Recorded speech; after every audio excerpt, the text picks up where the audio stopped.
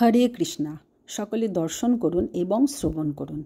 আজ আপনাদের নিয়ে যাব ব্রজের চরণ পাহাড়িতে। চলেছি মোরা সবে মিলি চরণ পাহাড়ি, চরণ চিহ্ন রাখিয়াছেন যেথা ব্রজগিরিধারী।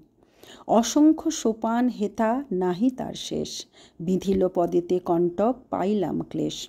পাহাড়ের উচ্চে উঠি দূরিত হইল ক্লান্তি, শ্রীকৃষ্ণ চরণ চিহ্ন দর্শিয়া লভিলাম শান্তি।